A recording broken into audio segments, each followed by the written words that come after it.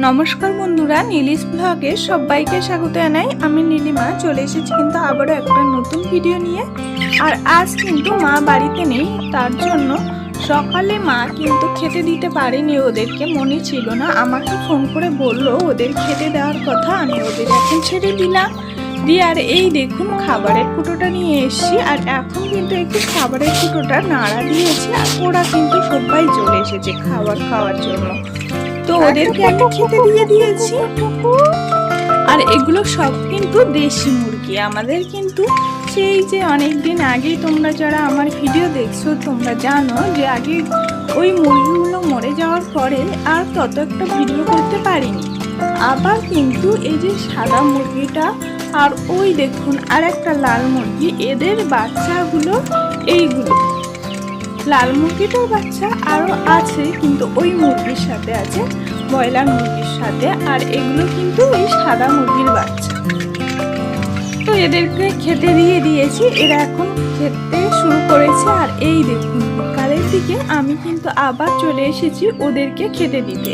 ওই যে লাল মুরগির বাচ্চাগুলো এবার আসবে দেখবেন।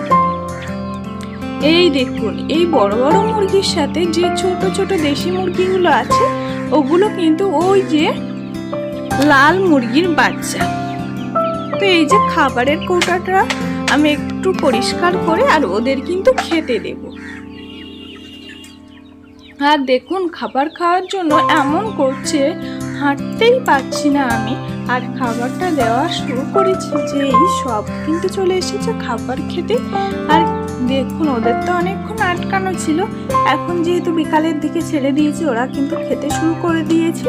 আর এই যে লাল মুরগি আর সাদা মুরগি, এরা কিন্তু ওই বাচ্চাগুলোর খেতে দেয় না একদমই, ওদেরকে কিন্তু শুধু কামড়ায়।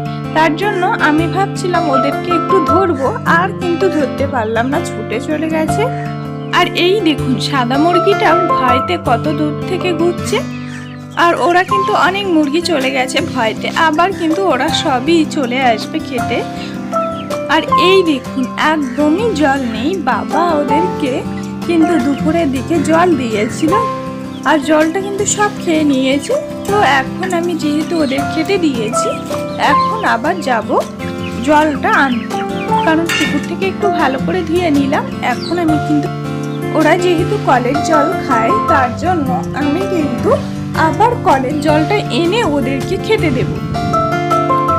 এই দেখুন ওদের জল দিয়ে দিয়েছি, আর ওরা কিন্তু জল খাচ্ছে।